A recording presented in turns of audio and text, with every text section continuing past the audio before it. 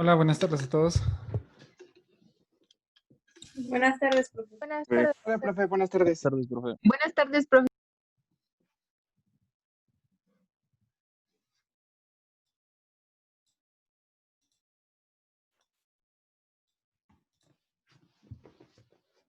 Bien, ahora sí ya iniciaremos puntuales. Nuevamente una disculpa. ¿Tienen alguna pregunta de la clase pasada?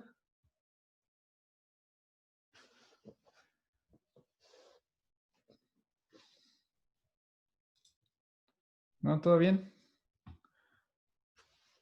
Bien, ya que lleguemos al examen habrá varias dudas. Ok.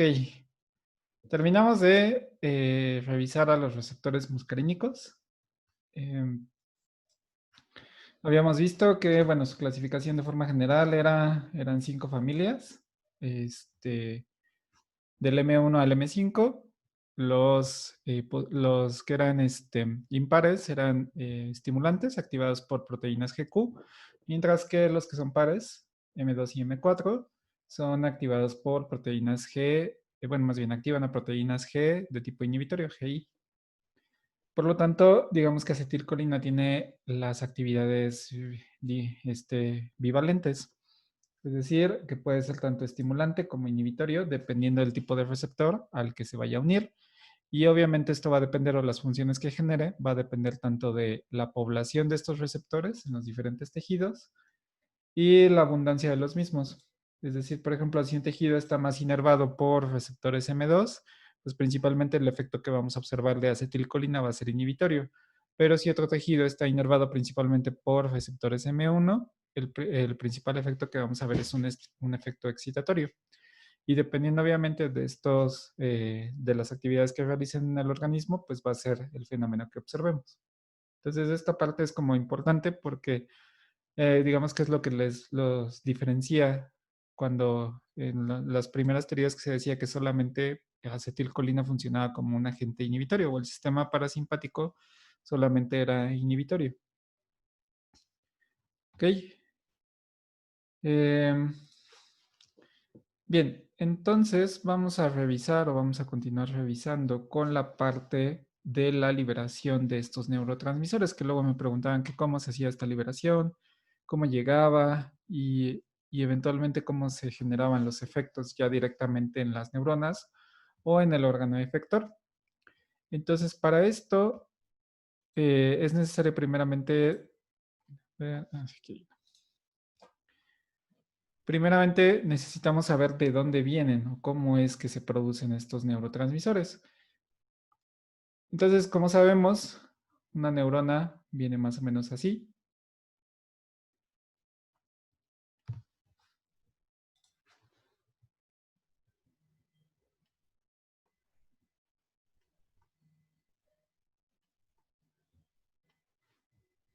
Tenemos aquí el núcleo, tenemos como todas las células, tenemos los diferentes organelos, tenemos mitocondria, retículo y tenemos igual la membrana plasmática. Entonces, esto es una representación de una neurona.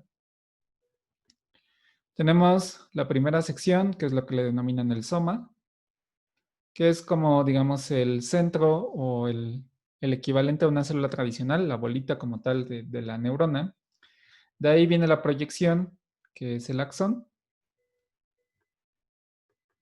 que esto solamente funciona como una estructura larga que va a favorecer las ramificaciones o las conexiones. Y finalmente tenemos la parte de la dendrita, que también esto conformaría el botón sináptico.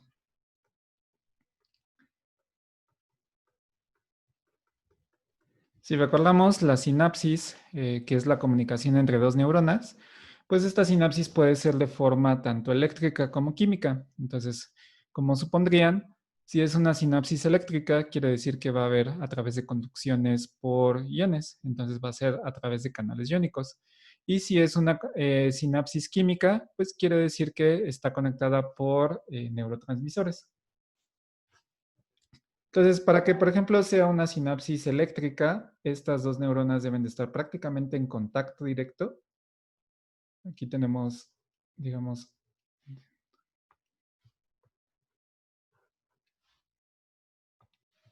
aquí podríamos dibujar otra neurona,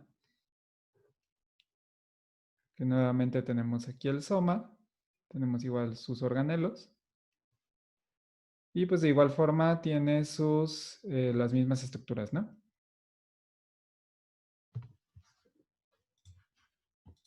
Entonces, si fuera una sinapsis eléctrica, quiere decir que dentro de este pedacito, vamos a hacerle un zoom,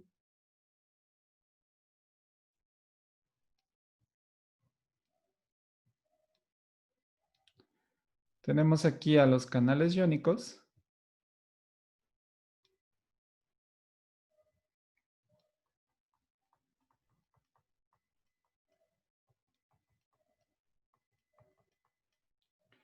que técnicamente funcionan como, digamos, como una unión o una brecha entre las dos estructuras. Entonces, digamos que estas conexinas, estos cuadritos que están, vamos a dibujarlos aquí en azul, estas conexinas son proteínas que son muy parecidas a los canales iónicos, solamente que permiten formar un poro, un pequeño poro para favorecer la conducción entre una neurona y otra. Entonces, quiere decir que, por ejemplo, si aquí está pasando ion de sodio, este ion va a atravesar directamente y va a continuar con la siguiente neurona. Y entonces esto va a favorecer, digamos, que el impulso nervioso se siga conduciendo a través de las diferentes neuronas. Entonces, digamos que esta sinapsis eléctrica solamente se da en sitios donde queremos que haya una velocidad un poquito más rápida, como puede ser, por ejemplo, sistema nervioso central o inclusive la placa neuromuscular, es decir, la parte del músculo esquelético que queremos una respuesta un poquito más rápida. Pero ¿qué pasa si queremos bueno, si no necesitamos esa velocidad tan elevada? Entonces lo que va a pasar es que necesitaremos...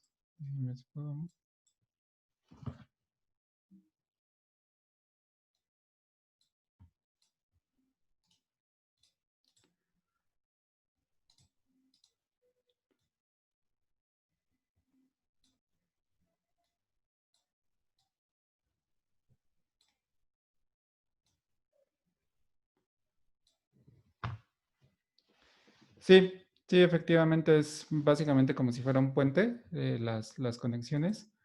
Entonces esto favorece, digamos, como la velocidad de conducción entre ellas. No,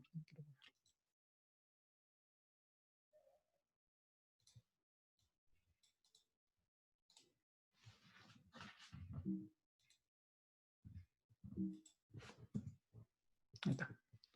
Ok. Entonces, ¿qué pasa, por ejemplo, en el otro tipo de sinapsis, donde las neuronas no se encuentran unidas de forma tan estrecha?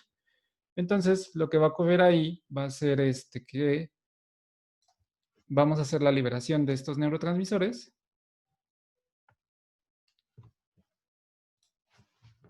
y lo que va a pasar es que lo que se vaya liberando aquí en este botón presináptico van a ser los diferentes neurotransmisores. Sí, bueno, ok. Entonces, antes de avanzar, vamos a repetir un poquito acerca de las conexinas. Las conexinas solamente funcionan cuando la sinapsis, a ver, vamos a poner conexinas. Esto es entre sinapsis eléctrica.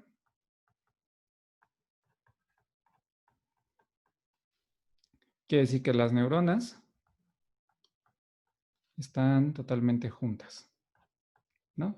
Entonces, quiere decir que están muy, muy cerca entre ellas. Entonces, funcionan como un puente entre neuronas.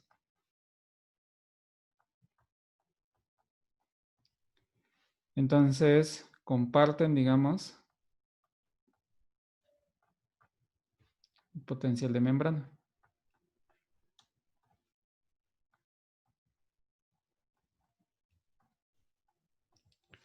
Y esto, si lo dibujamos, sería como un canal que está totalmente cerca. Recordemos que la membrana plasmática entre las dos neuronas es impermeable a estos iones. Entonces, por ejemplo, si tuviéramos aquí un ion sodio, este ion no puede atravesar por aquí. no puede atravesar la membrana plasmática. Necesitamos a alguien que favorezca su transporte. Esto pueden ser canales iónicos y en este caso son un tipo de transportador que también funcionan como un tipo de canal iónico. Lo que van a hacer es que, por ejemplo, si tenemos aquí una molécula de sodio, lo que va a hacer es atravesar entre una membrana a otra a través de estas conexinas. Entonces solamente van a favorecer la conductividad eléctrica de estos iones. Y eso va a favorecer que la comunicación sea un poquito más eficiente. Estas conexinas se van a encontrar principalmente en sistema nervioso central, en algunas regiones del sistema nervioso central y sobre todo en la placa neuromuscular, es decir, el músculo esquelético, el músculo que tenemos en las extremidades.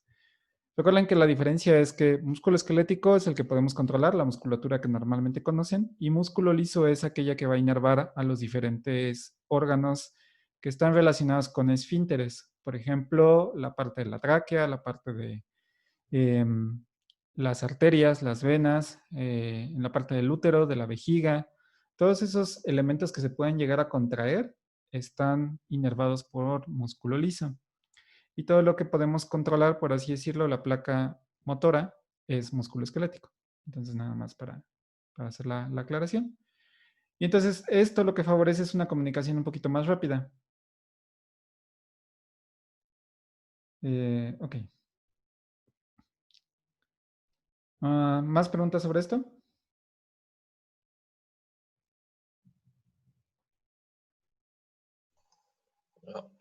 No, profe. Ok. Este... Sí, Alejandra, las conexiones siempre van a estar presentes. Esto digamos que favorece como la comunicación entre estas neuronas. Entonces siempre van a estar como favoreciendo esta comunicación. Entonces, por ejemplo, por eso digamos que todo el músculo se llega a contraer de forma eficiente porque todas las fibras están conectadas. Entonces, digamos que favorece que todo ese músculo se contraiga al mismo tiempo y no haya pequeñas contracciones, que sí existen cuando hay, por ejemplo, un calambre o que sientes esa vibración en algún músculo cuando estás haciendo ejercicio y como que sientes que te tiembla el músculo. Ahí son pequeñas despolarizaciones que se generan en una región del músculo. Pero normalmente cuando se contrae algo o cuando te lesionas, es toda la fibra muscular. Entonces, digamos que esa es una como de las razones por la cual está siempre presente estas conexiones. Entonces, favorecen, digamos, como que estas neuronas sean una neuronota que vaya en toda la fibra muscular. Ok, Profesor, tengo sí, una duda. sí. Es que, o sea, las conexiones serían como tal los canales iónicos, ¿cómo es que? O sea, son la conexión entre las dos neuronas, ¿no? Pero, Sí, la conexina como tal es la estructura, que es esta parte. O sea, es la estructura que es una variante de canal iónico. No exactamente es un canal iónico.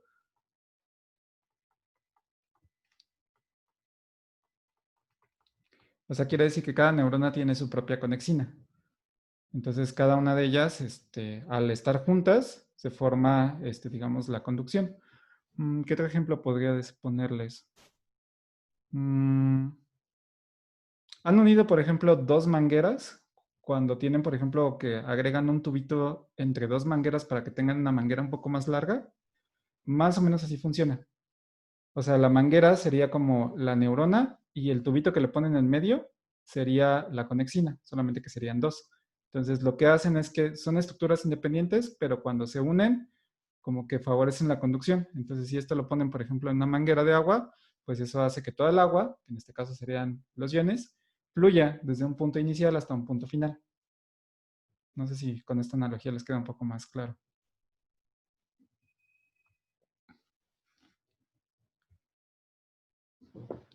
¿Ok? sí, Bien. Entonces, esto solamente es como para que tengan referencia de cómo funciona un cierto tipo de conexión. Que esto los veremos un poquito más adelante que veamos la parte de sistema nicotínico. Recordaremos esta parte. Pero también para que tengan presentes de que existen diferentes tipos de sinapsis. La segunda sinapsis que vamos a ver es la sinapsis química, que es donde vamos a encontrar la mayoría de los neurotransmisores. Aquí, ¿cuál va a ser la diferencia? La diferencia es que las neuronas no van a estar pegadas, no van a estar en contacto como sí, sino van a tener un pequeño espacio. Obviamente no es demasiado, pero ya no están en contacto una con otra, sino tienen un pequeño espacio, que esto es a lo que le vamos a llamar, este pequeño espacio que está aquí,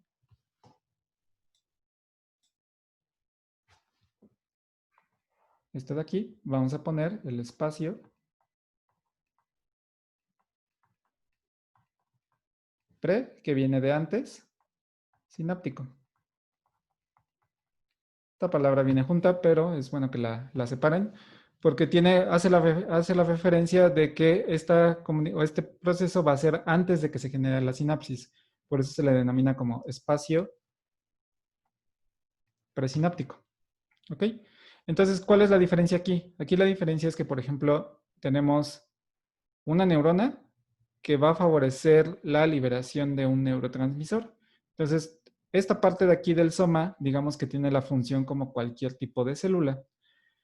Aquí tenemos, como les decía, tenemos un citoplasma, tenemos un núcleo, un retículo endoplásmico, tenemos un aparato de Golgi, etcétera. Entonces tenemos toda la arquitectura celular para favorecer el metabolismo. Entonces, ¿qué va a pasar? Que primeramente se da la instrucción y se favorece la síntesis del neurotransmisor.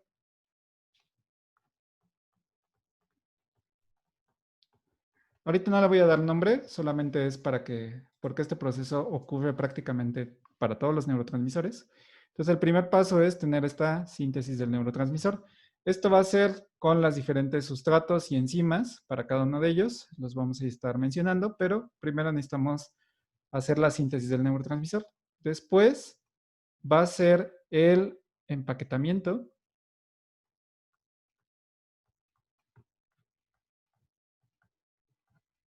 en vesículas. Las vesículas son, digamos, como pequeñas esferas que están igual formadas de membrana plasmática donde tienen algún contenido. En este caso, lo que va a favorecer es el neurotransmisor. Entonces, tenemos el neurotransmisor libre, tenemos nuestra vesícula y va a favorecer la inserción hacia esta pequeña vesícula. Y entonces, ya con esta vesícula que contiene a varias moléculas del neurotransmisor, esto ya puede viajar. Este sería el 2. El paso 3 sería que esta vesícula viaja del soma por todo el axón hasta la parte del botón sináptico. Entonces, esta vesícula, una vez que se forman aquí estas vesículas, van a estar viajando por todo el axón y van a llegar a la parte de la dendrita. Y aquí ya va a generarse otro proceso, que va a ser la liberación de este neurotransmisor. Entonces, digamos que la razón por la cual estos neurotransmisores se empaquetan en vesículas es para evitar que el neurotransmisor que se encuentre libre pueda activar o desactivar otros receptores que estén a lo largo del axón. Es decir, por ejemplo, si aquí tenemos un receptor en este axón, tenemos un receptor M1, ¿qué pasará, por ejemplo, si tenemos aquí una acetilcolina? Lo que va a pasar es que si va nadando por aquí, pues posiblemente active a este receptor y entonces genera una actividad, en este caso excitatoria, pero ¿qué tal si la neurona no quiere generar esa actividad excitatoria? Entonces, si no necesitamos esa actividad, pues la única forma de protegerse de ella misma para controlar cuánta cantidad de acetilcolina y dónde la va a liberar, pues va a ser a través de este empaquetamiento para proteger al neurotransmisor y para favorecer que sea depositado donde quiere llegar, que en este caso es en el botón presináptico. ¿Hasta aquí alguna pregunta sobre esta parte?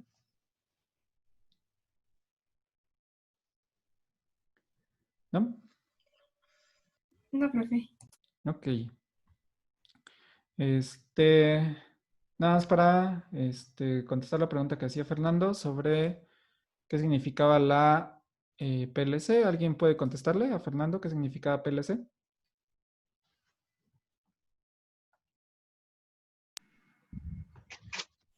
Fosfolipasa C. Sí, exactamente. Recordemos que siempre las enzimas que van a estar activando los receptores GQ está activada la fosfolipasa C, y si recuerdan sus notas, pues ya sabemos que es la encargada de la degradación del fosfatidilinositol bifosfato para la formación de los dos segundos mensajeros, inositol trifosfato y diacilglicerol. Sí, entonces esa parte ya, como que ya por lo menos váyansela como memorizando. Ok, entonces, en este esquema viene, digamos, un poquito resumido como la parte, más o menos viene como inclusive en conjunto todo lo que les mencioné, solamente que aquí están haciendo la representación de el espacio presináptico de la parte de la dendrita.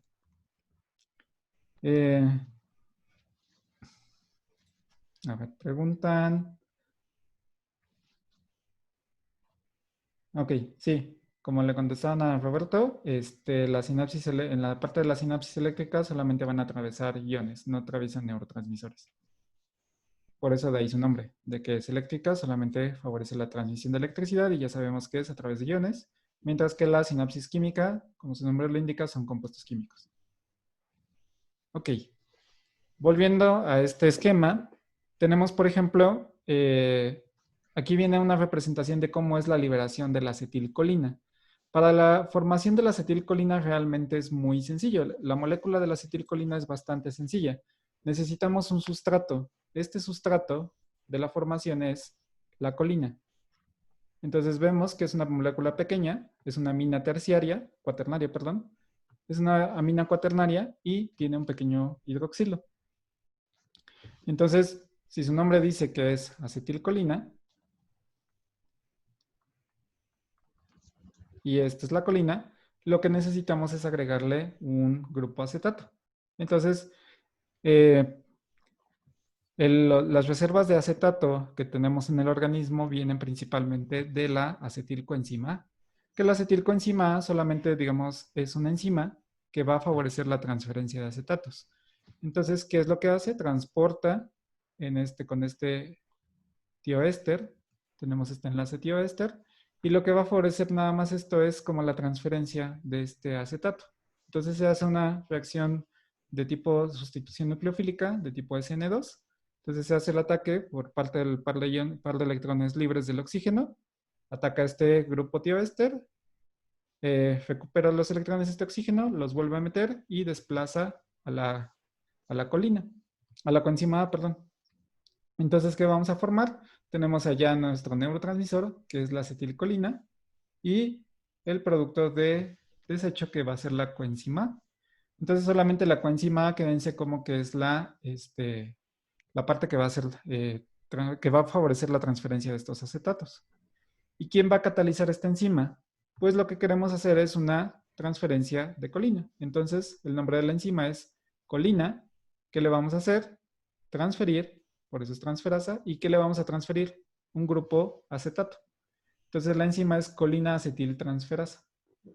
Esa va a ser la única enzima que se va a encargar de la síntesis de la acetilcolina. Entonces, técnicamente es la única forma como vamos a favorecer la síntesis de este aminoácido.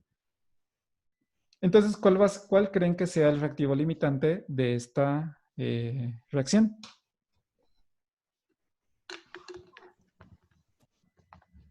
La colina. La acetil-CoA. La coenzima A. Sí. ¿Alguien más? Acetil-CoA.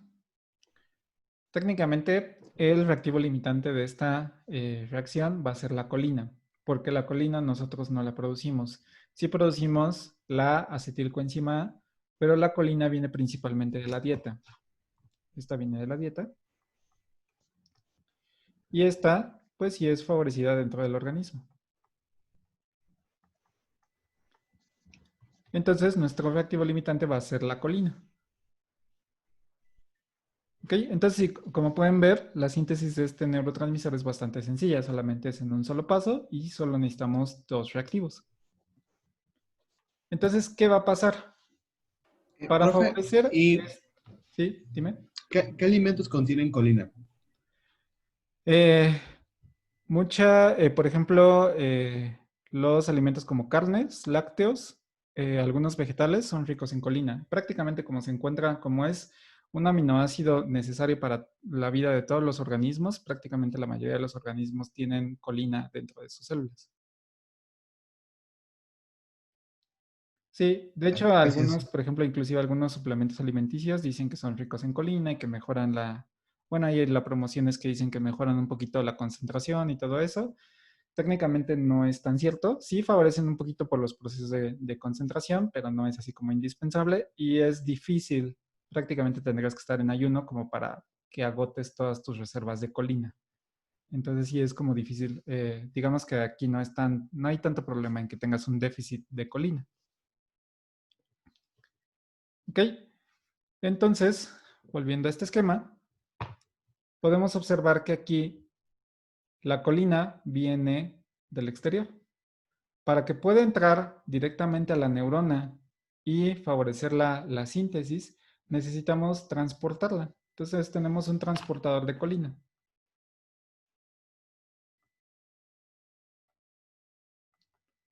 Este transportador de colina necesita también de un gradiente de sodio. Entonces necesitamos una molécula de colina y una molécula de sodio para favorecer el transporte hacia el interior de la célula.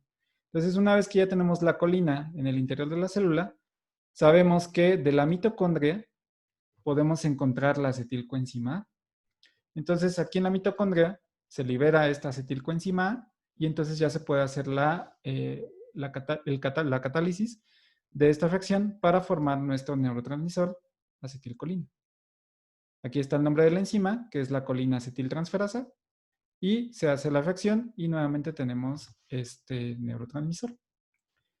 ¿Qué ocurre? Después necesitamos, como les mencionaba en el otro esquema, si recuerdan esta parte, necesitamos el paso número 2. Ya tenemos la síntesis del neurotransmisor. Ya sabemos cuáles son los reactivos y cuáles son las enzimas que se encargan. Necesitamos ahora favorecer el empaquetamiento en vesículas. Y es lo que se observa aquí. Tenemos este transportador vesicular de acetilcoenzima, de acetilcolina, perdón. Y este transportador de acetilcolina va a favorecer la inserción del citosol directamente a las vesículas.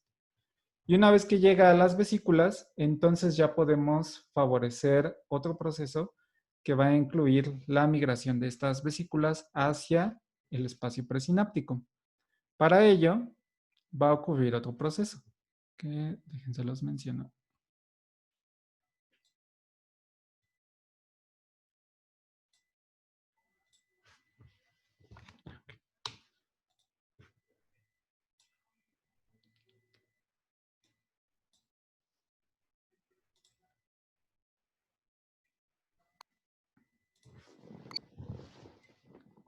Ok, una vez que ya tenemos nuestra vesícula con nuestra acetilcolina, necesitamos redirigir esta acetilcolina hacia nuestro botón sináptico. Esta es, digamos, la parte de la membrana.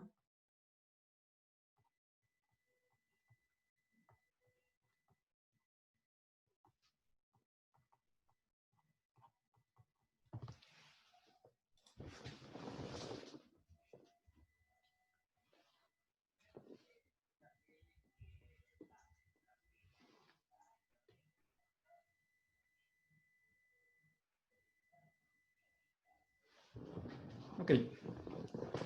Entonces, para que esto ocurra, para que favorezcamos estas vesículas lleguen a la parte de la membrana y puedan liberar su contenido, necesitamos de dos proteínas o de varias proteínas. Hay unas proteínas que se encuentran directamente en la vesícula, que las vamos a poner así. Y hay otras proteínas que se van a encontrar en la parte de la membrana del botón presináptico. Las proteínas que se encuentran directamente en la vesícula son la sinaptotacmina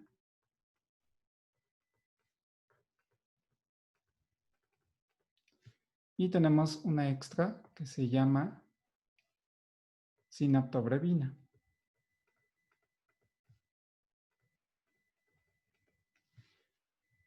Y en la parte de la membrana plasmática tenemos a la otra proteína que se llama sintaxina.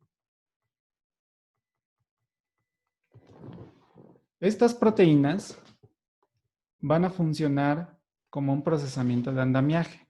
¿Qué quiere decir esto? No sé si alguno de ustedes ha visto cómo estacionan un barco, cómo dirigen un barco, un buque muy grande en uno de los puertos. ¿Alguien ha visto cómo hacen eso? ¿Cómo lo van dirigiendo para estacionarlo, por así decirlo? ¿O para que ancle de forma adecuada? ¿No? Lo que hacen es conectar, digamos que si tenemos un barco muy grande, como este tiene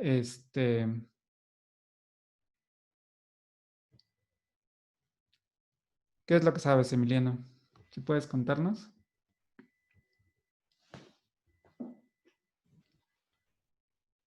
Según lo que sé, lo van dirigiendo de tal manera que entre en el espacio donde cabe en el puerto. De tal manera que, no me acuerdo si entra por Con un popa. barquito chiquito. Ajá, no me acuerdo si entra por popa, pero el chiste es para que nada más entre y lo puedan amarrar. Bueno, atar. Sí, exactamente. Entonces, más o menos es un proceso parecido.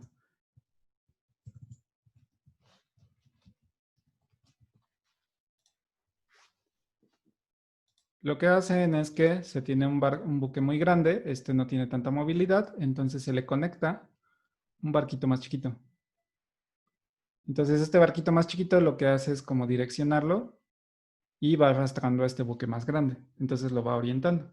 Digamos que este barquito chiquito funciona la sinaptotacmina.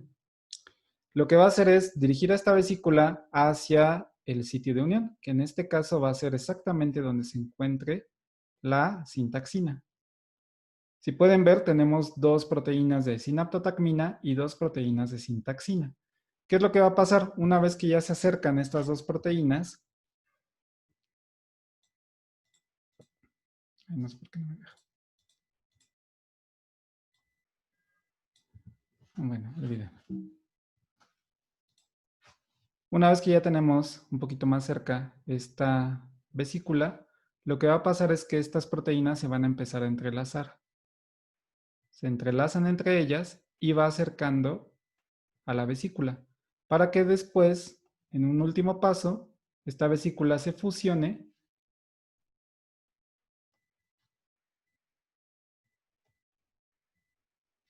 y libere todo el contenido, que en este caso tenemos nuestra acetilcolina. Entonces, técnicamente, la otra membrana se fusiona y ya tenemos una liberación de esta acetilcolina. Entonces, la sintaxina lo que hace es que recibe a la vesícula, se entrelazan entre ellas y forma, lo que hace es que acerca la vesícula. Como la vesícula está hecha de la membrana plasmática, se ocurre un proceso muy parecido como cuando se tocan dos burbujas. Cuando se tocan dos burbujas, se hace una burbuja un poco más grande. Entonces, es lo mismo que ocurre dentro de la membrana. Se fusionan y lo que hace es que el contenido ya deja de estar expuesto y se libera en el espacio presináptico. Entonces, esta acetilcolina ya puede interaccionar con la membrana posináptica. Y si, por ejemplo, tenemos aquí un receptor, no sé, un receptor M1, entonces esta acetilcolina ya puede interactuar con este receptor y entonces ya se hace la activación que habíamos mencionado. Este está activando a su receptor M1, que está acoplado a una proteína GQ, y entonces se libera todo lo que es el inositol trifosfato, diacilglicerol y la cadena que ya hemos visto. Sí, sí, es un proceso muy parecido a la exocitosis. ¿Ok? ¿Cómo se hace esta? La sinaptobrevina lo que hace es acoplarse, bueno, apoya a la sinaptotacmina. Entonces, digamos que las dos favorecen, digamos, como la unión. Están interactuando al mismo tiempo. Entonces, una como que estabiliza a la vesícula, la sinaptobrevina, mientras que la sinaptotacmina lo que favorece es el contacto con la sintaxina. ¿Cómo se hace esta dirección o cómo se hace la activación? Esto es a través de un flujo de calcio. Entonces, si por ejemplo tenemos calcio Si tenemos grandes concentraciones de calcio aquí en este espacio, lo que va a hacer es que va a favorecer esta concentración de calcio es sensada por la sinaptotacmina y digamos que eso hace que sepa en dónde dirigirse o dónde va a poder encontrar a esta sintaxina. Entonces, para ello, pues también necesitamos canales de calcio. Entonces, cerquita del botón sináptico vamos a encontrar canales de calcio. Profe, ¿qué dijo que hacía la sinaptobrevina? Disculpe. Estabilizaba la vesícula nada más. Estabiliza la vesícula y la sinaptotacmina es la que se encarga de encontrarse con la sintaxina. Gracias. ¿Ok? Y entonces, digamos que ese es el proceso que favorece la liberación de los neurotransmisores a través de vesículas. Este mecanismo de sintaxina, sinaptobrevina y sinaptotacmina está presente en prácticamente todas las neuronas. Entonces, esta neurona puede ser, por ejemplo, de acetilcolina o también puede transportar, por ejemplo, norepinefrina y van a ser el mismo tipo de mecanismos. Entonces, solamente aquí lo puse un poquito más desglosado para que tuvieran una idea de cómo está funcionando. ¿Ok? Existe algo que puede favorecer la inhibición de este procedimiento. Algo que puede inhibir este acoplamiento de la sintaxina con la sinaptobrevina es la toxina botulínica.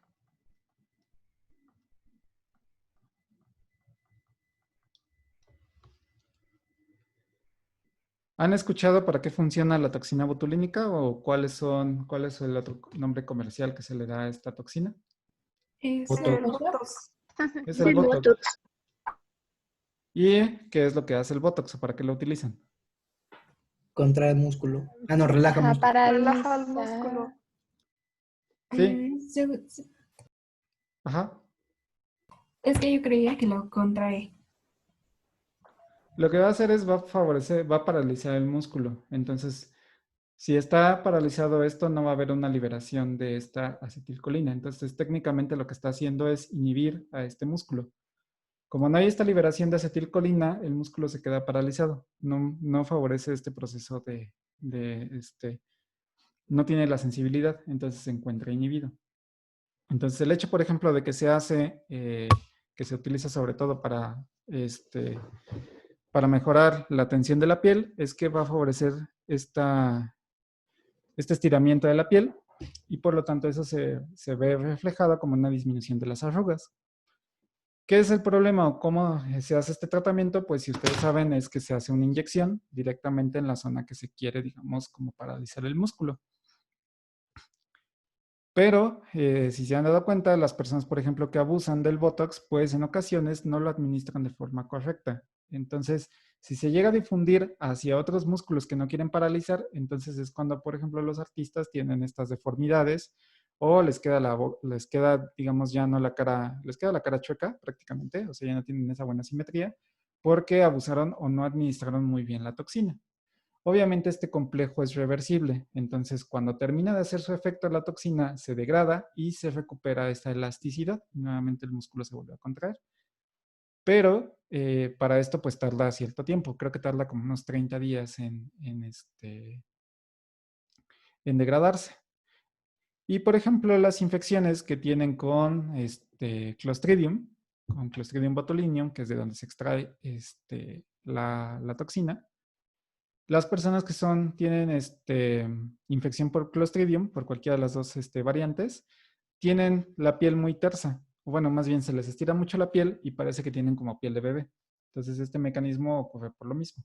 Que tienen una intoxicación, se libera demasiado esta toxina y empieza a paralizar, pero aquí paraliza toda la piel. Ok, bueno, a ver, vamos a ver un poquito las preguntas. Sí, Manuel, el calcio ayuda a dirigir la vesícula.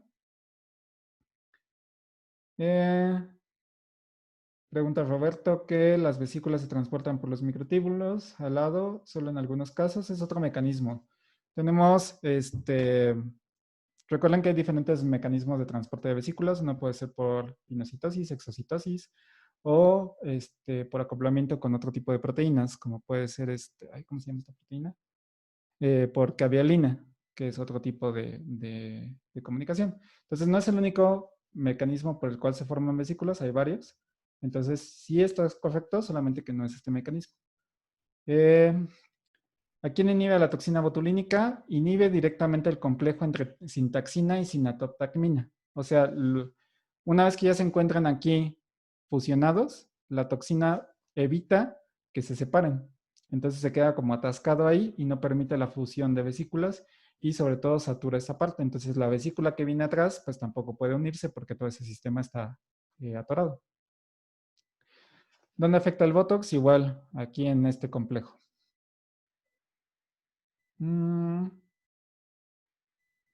Sí, o sea, al evitar que no se libere este neurotransmisor, se queda atascado y se queda como saturado antes de que se libere en el espacio presináptico.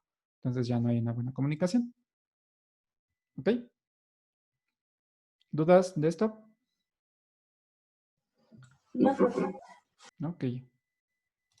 Entonces, este esquema lo que hace es un poquito más, está un poquito como resumido.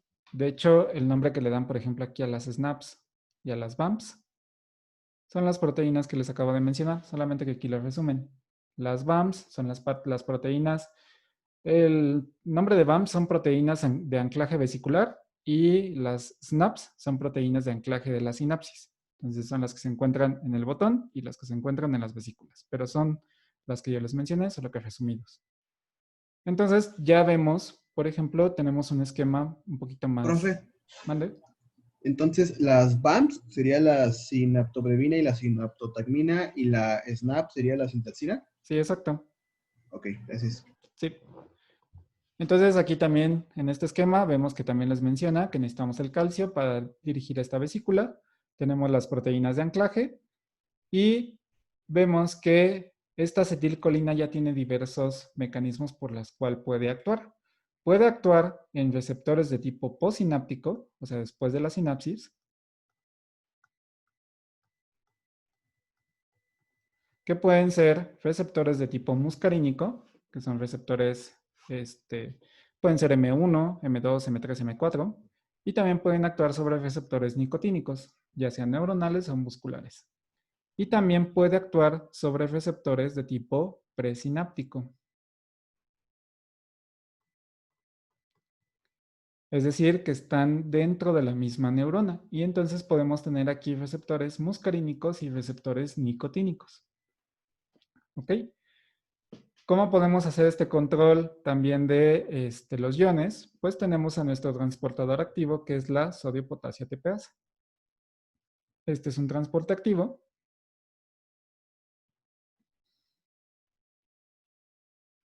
Que lo que hace es que necesita energía para poder hacer un transporte. ¿Qué es lo que va a hacer? Va a favorecer la expulsión de 3 moléculas de sodio por la inserción de 2 moléculas de potasio. Si recuerdan, decíamos que el sodio se encuentra en mayor concentración en la parte de afuera de la célula que en la parte interna. Entonces, para sacar esto necesitamos un poquito más de energía para restablecer los gradientes. Pues digamos que la sodio-potasio ATPasa siempre actúa al final para restablecer los niveles basales de estos iones.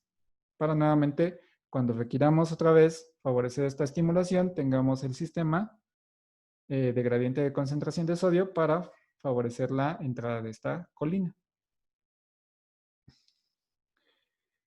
Ok, sí, Andrea, vamos a esta parte. Entonces, digamos, todo lo que está en negro, en este esquema, todo lo que está en letras negras, son el proceso normal. Entonces, de aquí ustedes, bueno, luego les hacía esta pregunta, pero ustedes de aquí ya pueden ver que tenemos diferentes mecanismos para controlar esta liberación de acetilcolina. ¿Pueden mencionarme alguno que ustedes más podrían hacer para poder regular esta acetilcolina? Por ejemplo, digamos que hay alguna patología donde se libera demasiada acetilcolina. ¿Qué mecanismos podrían ustedes o qué mecanismos pensarían que podrían regular para controlar esta liberación de acetilcolina? ¿Bloquear canales de calcio? Bloquear canales de calcio, sí, podría funcionar. ¿Cuál sería la desventaja de bloqueo de canales de calcio? de otras funciones La que contracción pueda tener. muscular, por ejemplo, podría verse afectada. Se comprometen otras funciones. Exactamente. Por ejemplo, si estos canales de calcio también se encuentran en el músculo esquelético, podemos evitar la contracción. Además, les decía que este mecanismo también regula otros neurotransmisores.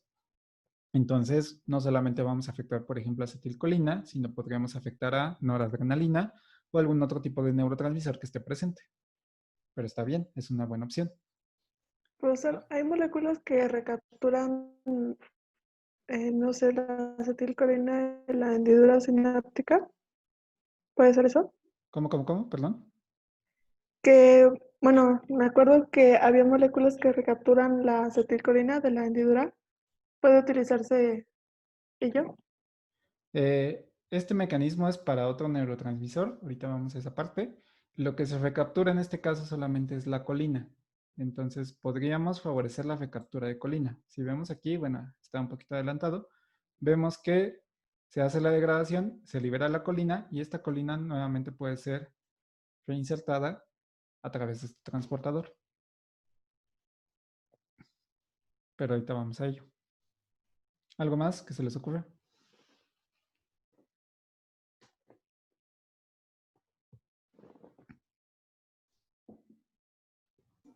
¿Podríamos inhibir el hemicolinio?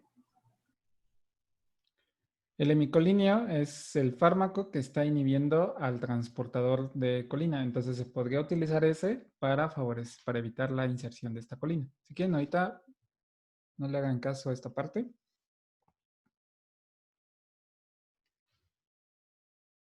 Bueno, aquí está la toxina, ¿no? Inhibir la síntesis de acetilcolina, ok. Que en la membrana de la célula posináptica haya pues proteínas que se encarguen de degradar la acetilcolina antes de que ésta sea, bueno, llegue al receptor. Ok, degradar. Muy bien.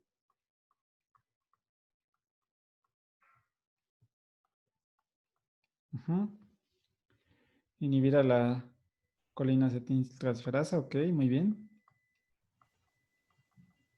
También degradar a las VAMPs, que serían Ok. la sinaptobrevina.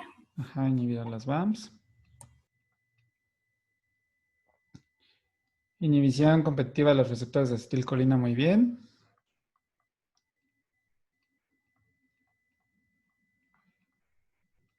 Ok. Sí, muy bien. Entonces, como pueden ver, tenemos dos mecanismos principales. Aquellos que son de tipo indirecto y aquellos que son directos.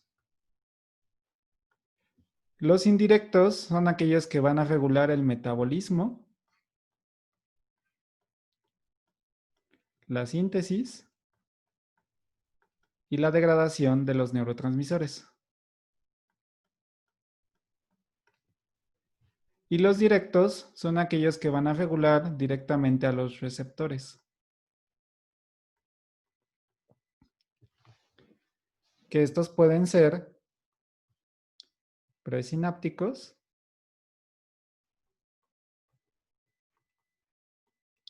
y postsinápticos.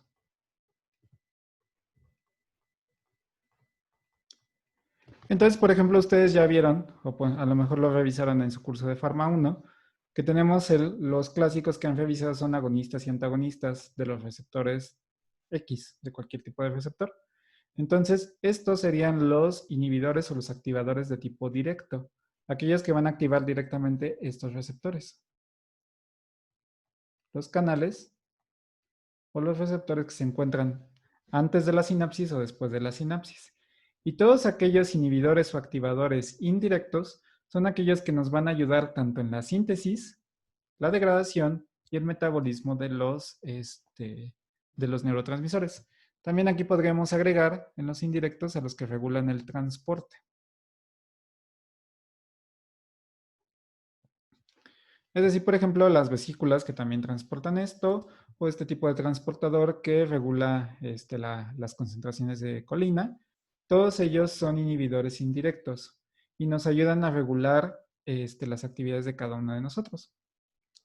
Entonces, la función de la farmacología es, una vez que ya se tiene esta información de la biología molecular, de cómo es la liberación, el transporte, de todo el proceso de los neurotransmisores, ya sabemos, con un esquema de esta naturaleza, ya sabemos cómo podemos estarlos regulando, cómo podemos estar interactuando con ellos. Podemos inclusive, por ejemplo, si vemos que no hay un fármaco que pueda activar a estos neurotransmisores o no queremos generar algunos efectos negativos, podemos directamente afectar la síntesis o degradación de esta acetilcolina o de las enzimas que están participando en la síntesis de este mismo neurotransmisor. Entonces, prácticamente con este enfoque son los tratamientos que ya se han descrito. Entonces, vamos a revisar aquellos que sí se han probado y que sí han funcionado para los tratamientos de diferentes patologías, porque en un inicio sí se hizo la prueba para cada una de estas moléculas que se están mencionando aquí en rojo, pero no todas funcionan para ninguna actividad terapéutica. ¿Ok? Ahora sí, vamos a enfocarnos en los textos que vienen en rojo. El hemicolinio es un fármaco que se utiliza para la inhibición del transportador de colina en la neurona. Entonces, ¿qué va a hacer? Bloquea este transportador y por lo tanto va a bajar los niveles de colina. Si utilizamos el hemicolino, vamos a disminuir los niveles de colina. Y recordemos que la colina era nuestro reactivo limitante.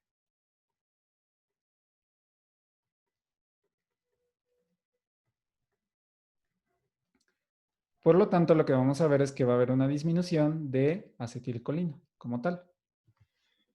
Esto no se utiliza hoy en día como algún fármaco porque al depletar la actividad general de acetilcolina lo que hacemos es generar unas alteraciones. Entonces, como sabemos, la acetilcolina, como ya hemos visto, no solamente tiene una actividad inhibitoria, sino también tiene actividad excitatoria. Entonces, como estamos disminuyendo los niveles generales de acetilcolina, tampoco es una buena idea tener un cambio tan abrupto, porque a lo mejor solamente queremos regular la acetilcolina en corazón, pero también estamos disminuyendo la acetilcolina en pulmones. Entonces tenemos efectos contrarios y generamos un problema. A lo mejor sí controlamos los efectos del corazón, pero ya generamos una nueva enfermedad en pulmones. Entonces ese es el problema, por ejemplo, de que tengamos una actividad tan inespecífica, que bajamos los niveles generales de todo este neurotransmisor. ¿Ok?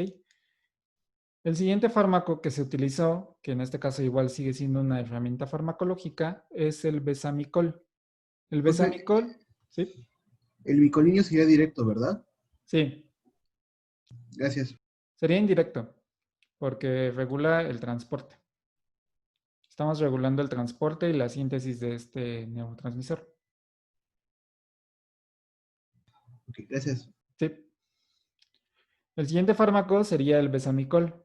El besamicol, de igual forma, lo que hace es inhibir al transportador que favorece la inserción de acetilcolina en la vesícula.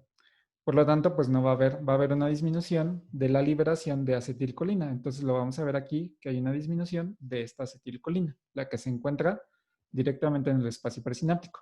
Sí vamos a contener esta acetilcolina aquí, sí va a seguir existiendo aquí, pero no va a ser liberada con tanta eficiencia. Entonces los niveles de acetilcolina en el espacio presináptico van a disminuir. Tenemos a la toxina botulínica, que ya les expliqué cómo funciona. Entonces también vamos a ver una disminución de acetilcolina en el espacio presináptico. ¿Ok? Entonces digamos que son los elementos que podemos utilizar para regular la síntesis de esta vía de señalización. No sé si más o menos les queda claro o tengan alguna pregunta de esto.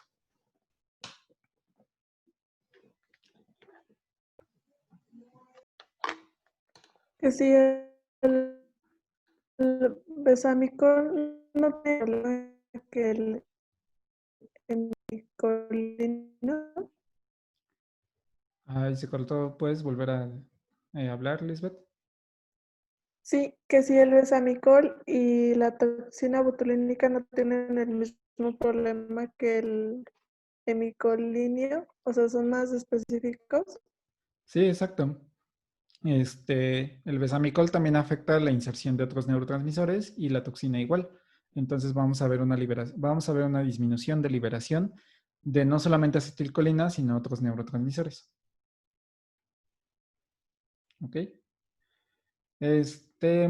Andrea pregunta sobre la tubocuranina, lo vamos a revisar yo creo que en la siguiente clase. Es un antagonista de los receptores nicotínicos en la placa neuromuscular. Entonces la tubocuranina sigue siendo un inhibidor directo de los receptores nicotínicos de la placa motora.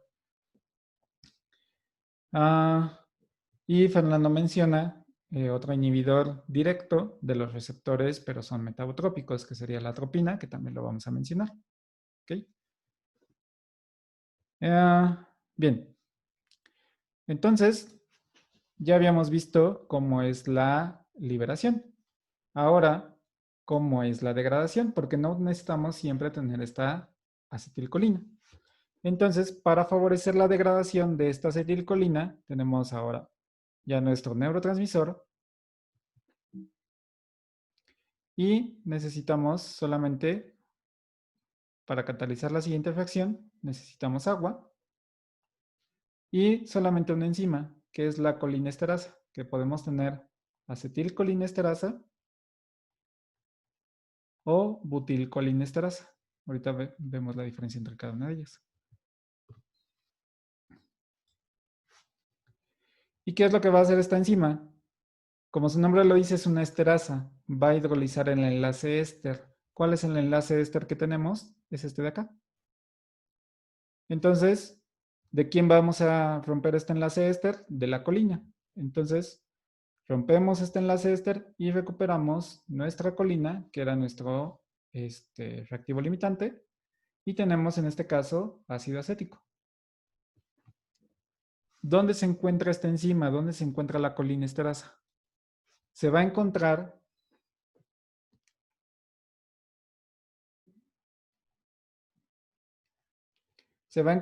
en el espacio posináptico, es decir, en la membrana plasmática de la siguiente neurona. Entonces, si tenemos mucho tiempo a esta acetilcolina en el espacio presináptico, va a ser fácilmente hidrolizable por la colinesterasa. Entonces, vamos a recuperar la colina y el acetato. Nuevamente, esta colina no la queremos desperdiciar porque sabemos que no podemos producirla. Entonces, nuevamente la reinsertamos por el transportador de colina. Y nuevamente ocurre este proceso. ¿Por qué hace esto el organismo? Porque no necesitamos siempre de una activación de acetilcolina. Necesitamos regularla. Para esto tenemos estas enzimas de degradación. Entonces la colinesterasa vamos a tener la encontramos en el espacio posináptico y se encarga de regular qué tanta concentración de acetilcolina necesitamos, qué tanta actividad de este neurotransmisor necesitamos que el organismo tenga para poder generar su efecto adecuado. Entonces, como les decía, siempre tenemos varios efectos inhibitorios. Puede ser inclusive que tengamos un receptor posináptico inhibitorio para prevenir que haya el efecto, pero quien va a regular directamente a este neurotransmisor va a ser esta enzima. Entonces, las dos clasificaciones de acetilcolinesterasa y butilcolinesterasa va a depender de qué tanta acetilcolina y butilcolina tengamos en el organismo. La butilcolina se encuentra principalmente en sangre y la butilcolinesterasa también se va a encontrar principalmente en sangre y va a favorecer la degradación en estos espacios. La acetilcolina la vamos a encontrar prácticamente en un porcentaje del 70% en el organismo, por eso siempre se menciona esta. Y la butilcolina se hace como a un lado, porque sí tiene participación, pero es participación muy particular en el sistema cardiovascular, pero nada más. ¿Y quiénes van a ser las enzimas que van a degradar? La acetilcolinesterasa y la butilcolinesterasa. Ambas enzimas pueden degradar a las dos isoformas, acetilcolina y butilcolina, pero digamos que el nombre de cada enzima tiene mayor afinidad por una u otra de las especies. Entonces esto nada más es como como una información cultural por si ven a la butilcolinesterasa y no saben a qué se refiere esta enzima. ¿Ok? Entonces, con esta imagen, bueno, con todo el mecanismo que hemos visto, ¿cuáles son los fármacos que se han estudiado y cuáles son los que tienen realmente efectos sobre el sistema colinérgico? Tenemos como les decía, los fármacos que actúan en los receptores muscarínicos, que pueden ser agonistas o antagonistas. Tenemos fármacos que van a favorecer la transmisión colinérgica. Para esto tenemos una familia que son los inhibidores de la colinesterasa, que pueden ser tanto irreversibles como reversibles, dependiendo de qué tanto tiempo se van a unir a esta enzima, la colinesterasa. Tenemos fármacos que van a actuar en los ganglios, que pueden ser aquellos estimulantes o bloqueadores, que pueden ser en la placa muscular, como el caso de la tubocuranina, que los veremos, les digo, en la siguiente clase. Y otros fármacos que pueden activar la placa neuromuscular, que pueden ser de tipo no despolarizantes, que también los veremos en la siguiente clase. Entonces, técnicamente, lo que se ha observado más es que los fármacos que tenemos o las herramientas que tenemos son solamente inhibidores de la acetilcolinesterasa y agonistas y antagonistas de los receptores colinérgicos. Se intentó en un inicio regular a la colina acetiltransferasa, pero vieron que tenía más efectos secundarios que efectos benéficos y no se les halló un mecanismo terapéutico. También se intentó regular los transportadores de colina, pero tampoco eran herramientas viables. Entonces, a final de cuentas, de todos estos años de investigación, donde se ha quedado más la información es sobre agonistas y antagonistas de los receptores colinérgicos.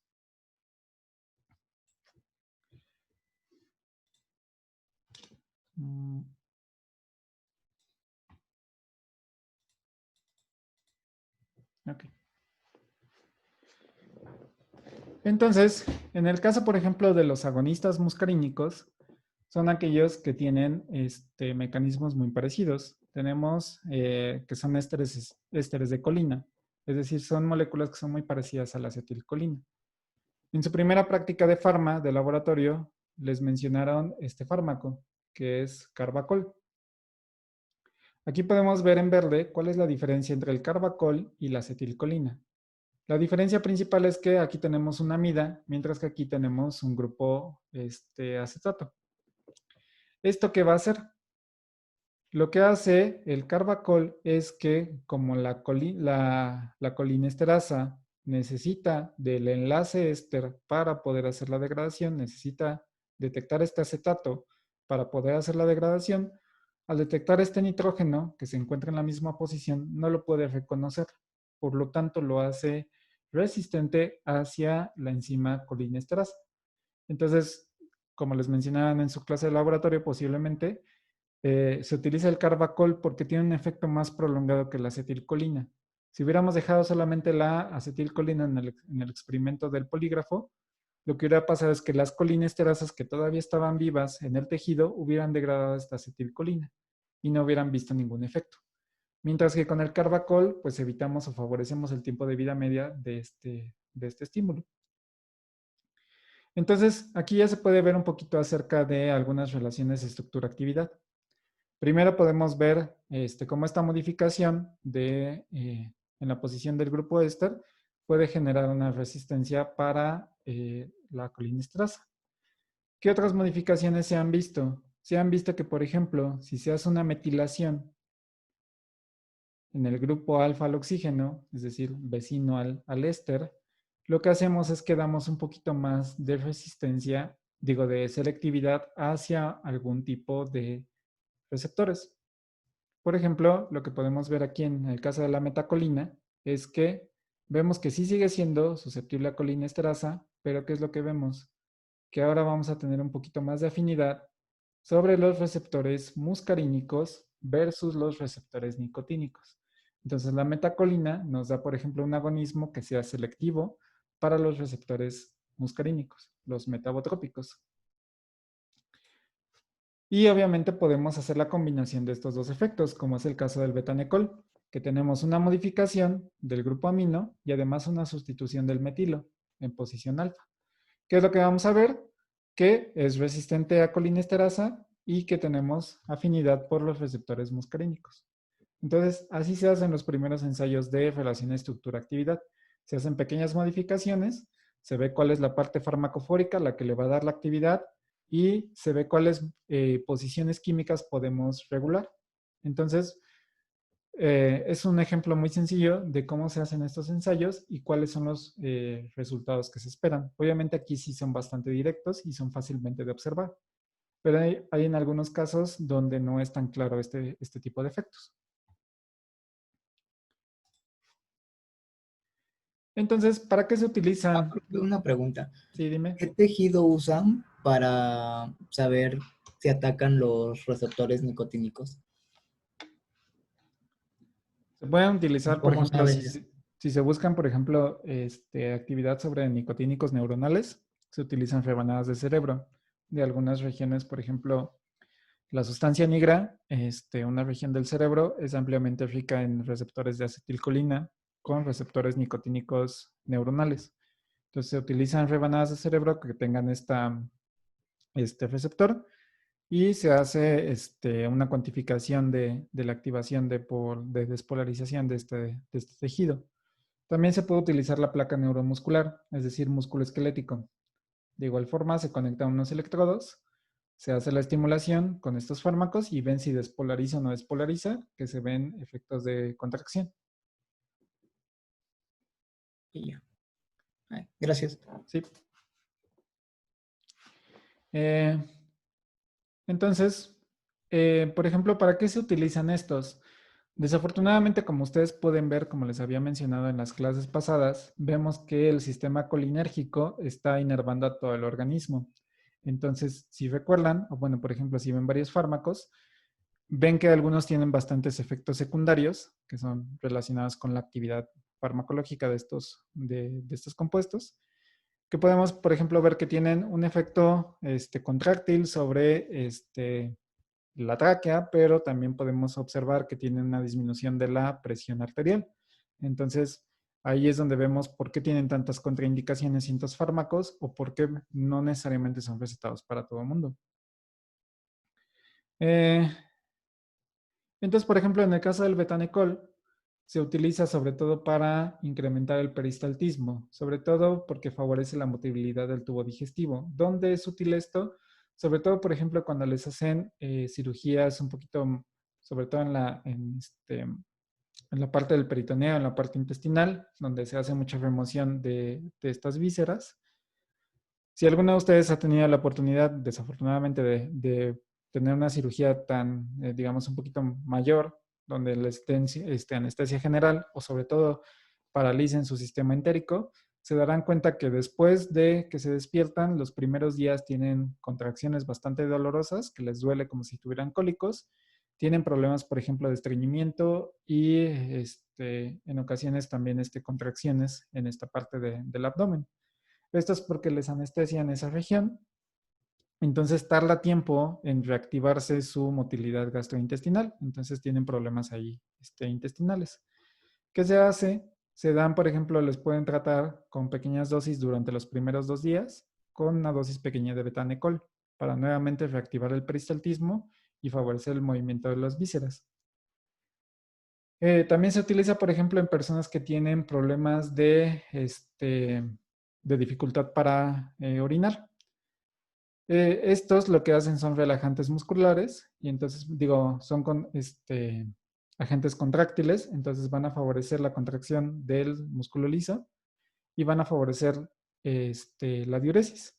Recordemos que la vejiga funciona como un globito, entonces cuando ustedes quieren favorecer la micción, lo que hacen es darle una instrucción a su vejiga para que se contraiga, para que se aplaste y favorezca la expulsión del líquido urinario. ¿Cuál es el problema de estos? Bueno, que en el caso del betanecol se utilizaba en un inicio, pero se veía que tenían, por ejemplo, problemas severos a nivel cardiovascular, generaba hipotensión e inclusive podía poner en riesgo la vida de los pacientes. Entonces, se han utilizado otros derivados que no son tan agresivos, como por ejemplo el carbacol, que también se puede utilizar para el tratamiento de favorecer la diuresis. Se utiliza más sobre todo para modelo farmacológico y en el caso de cirugías, bueno, de algunos tratamientos se ha utilizado para prevenir el glaucoma. ¿Okay? No sé si alguien sepa exactamente qué es el glaucoma, sino para revisarlo ahorita. No creo que. Ok, ahorita revisamos el glaucoma. Es algo Nada de más. ojo, ¿no? ¿Mande? ¿Es algo del ojo? Sí, sí ¿Inhibición de la es, vista? ajá, sí, inclusive puede favorecer a la pérdida de la visión. Ahorita vemos el mecanismo del glaucoma. Profe, Pregunta, ¿qué dijo que hacía sobre el sistema cardiovascular y hipotensión? sí, hipotensión. O sea, si Ah, recuerdan, habíamos visto que acetilcolina tenía efectos cronotrópicos negativos, dromotrópicos negativos y inotrópicos negativos. ¿Qué quiere decir? Que disminuye la frecuencia de contracción, la fuerza de contracción y la velocidad de conducción. Eso se ve reflejado en una disminución de la presión arterial, disminución de la frecuencia cardíaca y disminución de la cantidad de sangre que llega al organismo. Ok. Fernanda pregunta, ¿en qué momentos se prueban esas modificaciones estructurales? Se hacen todos estos ensayos cuando se quiere hacer un nuevo fármaco, se tienen que hacer ensayos preclínicos. Entonces, todos los primeros ensayos se hacen en animales, se observa si tiene algún efecto, y después de eso se siguen con los estudios, ya saben, ¿no? De fase 1, fase 2, fase 3 y fase 4, ¿no? Bueno, fase 4 que ya es farmacovigilancia. Entonces siempre se necesitan hacer esos ensayos de bioseguridad para determinar que sí tiene el efecto que se espera y se pueden hacer diferentes ensayos, ya sea con un animal completo o se puede solamente hacer con el tejido o específicamente con el receptor que se quiere evaluar.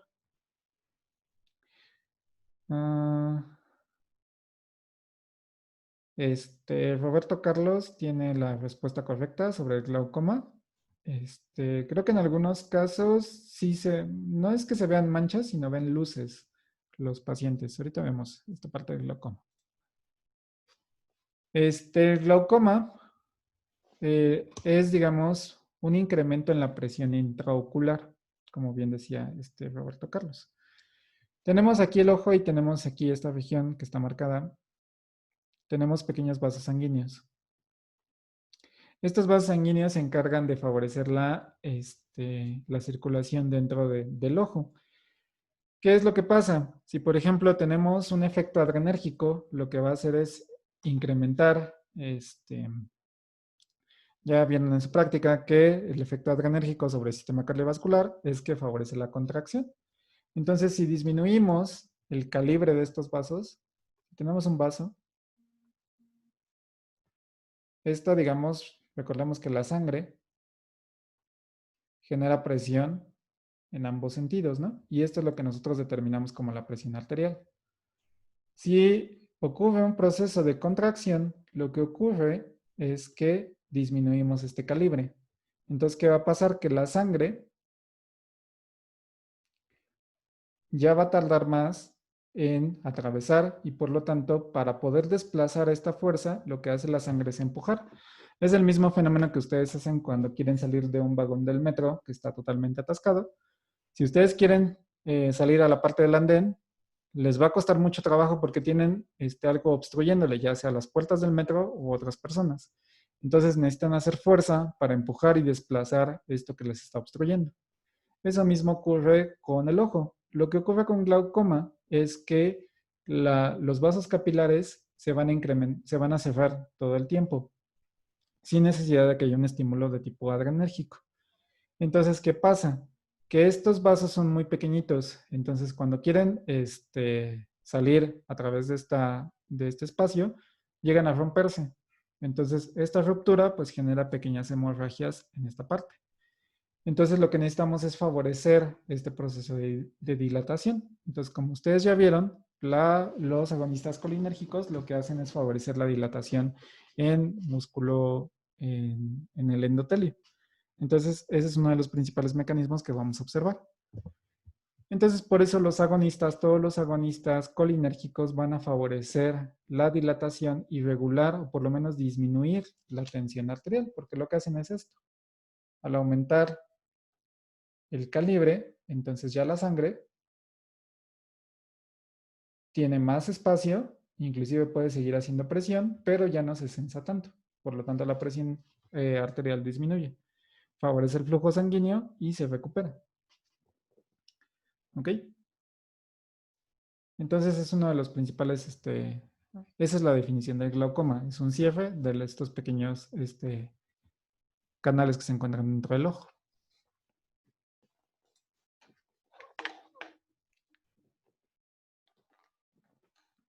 ¿Qué otros fármacos tenemos? Tenemos, bueno, la muscarina, que ya sabemos que es el agonista que se encontró en las plantas. No tiene ninguna actividad terapéutica hasta el momento porque nuevamente su afinidad es bastante alta y lo que hace es que tiene más efectos negativos que positivos. Los que se utilizan un poquito más hoy en día son la pilocarpina, que se utiliza otra vez para el tratamiento de glaucoma y también para la xerostemia.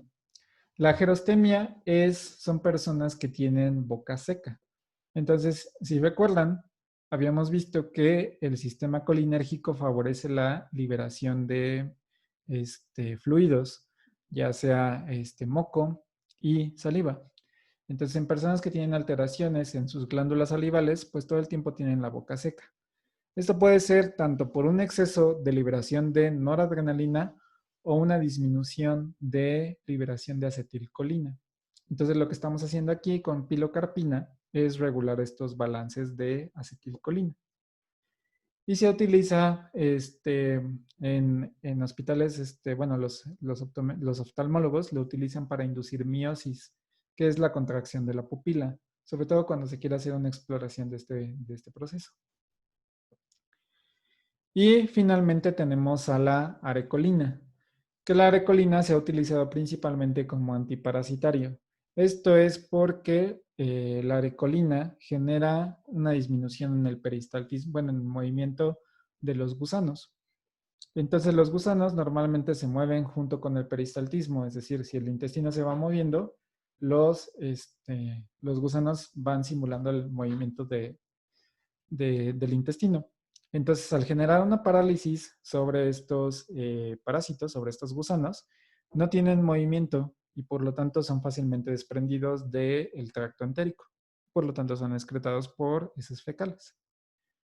¿Cuál es uno de los principales problemas? Que atraviesa la barrera hematoencefálica y puede generar procesos de adicción. Entonces, recuerden que todo lo que puede entrar al sistema nervioso central es susceptible para que genere problemas de adicción. Entonces, es uno de los problemas. Y sobre todo se utilizó en un inicio para tratamiento de Alzheimer, que también el Alzheimer, bueno, está relacionado con problemas de la comunicación de acetilcolina, pero a nivel del sistema nervioso central.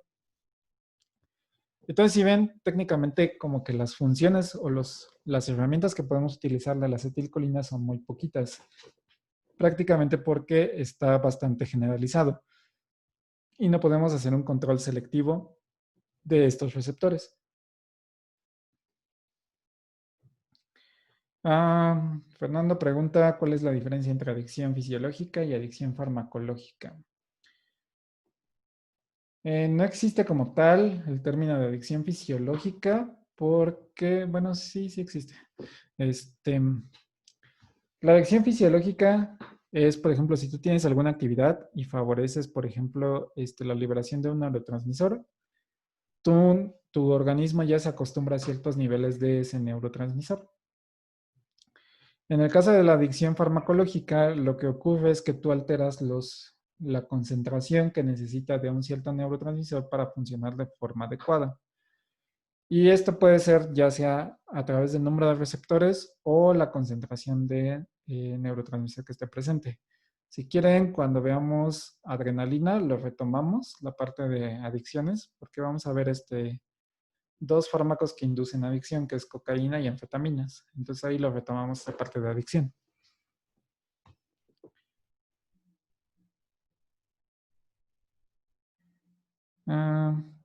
Sí, lo retomamos cuando veamos esta parte. Y si no, de todos modos lo vemos en el sistema nervioso central. Ok. Y bueno, para terminar la sesión de hoy, vamos a ver de forma rápida los antagonistas muscarínicos, que también son los alcaloides naturales. De los principales antagonistas que se han descrito está la atropina. La atropina es el principal antagonista del sistema muscarínico, ya que es un agonista inverso de todos los receptores muscarínicos. Aquí algo muy importante es que solamente tiene actividad sobre los receptores muscarínicos, no tiene actividad sobre los receptores nicotínicos. Eso da cierta ventaja porque evitamos problemas sobre la placa motora y sobre otros receptores del sistema nervioso central. ¿Cuáles son los efectos que se observan? Bueno, se utiliza para favorecer la midriasis, que es la dilatación de la pupila, y sobre todo para prevenir efectos colinérgicos a nivel del sistema cardiovascular. Es decir, si el sistema, si hay una liberación excesiva de acetilcolina, lo que vamos a ver es, por ejemplo, estos efectos que habíamos mencionado de cronotropismo negativo, dromotropismo e inotropismo negativo. Entonces, si queremos contrarrestar estos efectos, se dan unas dosis de atropina. ¿Cuál es el principal problema? Que genera alucinaciones porque atraviesa la barrera hematoencefálica. Entonces, como les decía, todo lo que tenga efecto sobre el sistema nervioso central vamos a observar tanto alucinaciones como procesos de adicción. Puede llegar a generar taquicardia y visión borrosa. Esto nuevamente porque si tenemos una midriasis, que es la dilatación, pues obviamente si ustedes, por ejemplo, han tenido análisis sobre los ojos y les hacen la dilatación de la pupila, sabrán que como entra demasiada luz en el ojo, pues es muy difícil que logren enfocar. Entonces es uno de los principales problemas que ven.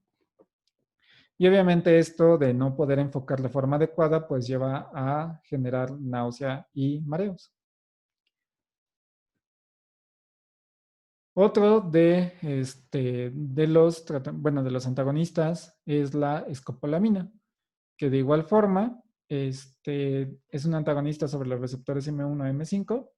Se ha dicho que tiene cierta afinidad sobre los receptores M1, pero bueno, no está como muy claros los efectos. Se utiliza sobre todo para espasmos gastrointestinales y biliares y también para el tratamiento de mareos.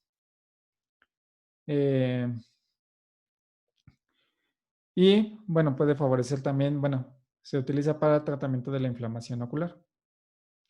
¿Cuáles son los efectos negativos? Que tenemos boca seca, bradicardia y taquicardia. En el caso de escopolamina, posiblemente el que ustedes más hayan escuchado, e inclusive hayan tomado, es un fármaco que se llama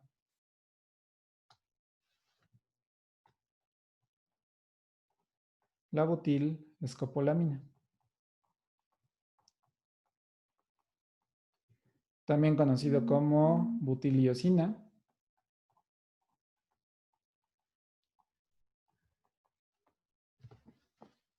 Que es un nombre comercial, tal vez del que más se han relacionado, es como buscapina. ¿Para qué se utiliza la buscapina? A los Para cólicos. cólicos. Para cólicos. Para cólicos. De hecho, se utiliza para cólicos gastrointestinales o cólicos menstruales. Pero, ¿por qué no, cuando toman su buscapina, por qué no tienen alucinaciones? Si es lo que vemos, por ejemplo, en el caso de la atropina, inclusive esto también puede generar alucinaciones. Porque no atraviesa no? la barrera. ¿Por qué no qué? Porque no atraviesa la barrera hematoencefálica. Porque no atraviesa la barrera hematoencefálica. ¿Y por qué creen que no atraviesa la barrera hematoencefálica? La única diferencia es que es esta misma estructura, solamente que de este nitrógeno tenemos un butilo. Y esto hace que nuestra amina tenga su carga positiva.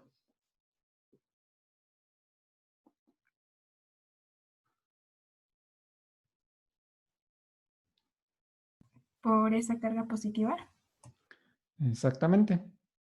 Como regla general, digamos, para que se les quede así como grabado, si ustedes quieren hacer un fármaco que no atraviese la barrera hematoencefálica o quieren evitar que tenga efectos sobre el sistema nervioso central, pónganle una carga. Todas las moléculas con carga jamás van a atravesar la barrera hematoencefálica. La escopolamina atraviesa la barrera porque tenemos una zona polar que se encuentra en esta zona y seguido de una zona no polar, que es todo el anillo de tropano e inclusive este anillo de benceno. Entonces, toda esa región no polar pues favorece la difusión a través de la membrana plasmática, pero estas regiones polares, tanto del éster como del anillo de tropano, pues sí favorecen la interacción con las regiones polares. Pero el hecho de que tenga carga jamás va a hacer que pueda atravesar la parte lipofílica de la membrana plasmática. Entonces, como detalle es que siempre que vean una carga, nunca va a tener un efecto sobre el sistema nervioso central. Entonces, solamente esa modificación, esta butilación a la escopolamina, hace que sí tenga sus efectos para espasmos gastrointestinales, se llega a utilizar para la inflamación cuando es adición tópica, pero ya tampoco se utiliza para los mareos, porque nuevamente ya no entra a la barrera hematoencefálica. Entonces, evitamos los problemas de alucinaciones, pero también evitamos su efecto que sea utilizado para los mareos. ¿Ok? Entonces, si quieren, aquí le dejamos y continuamos el día jueves.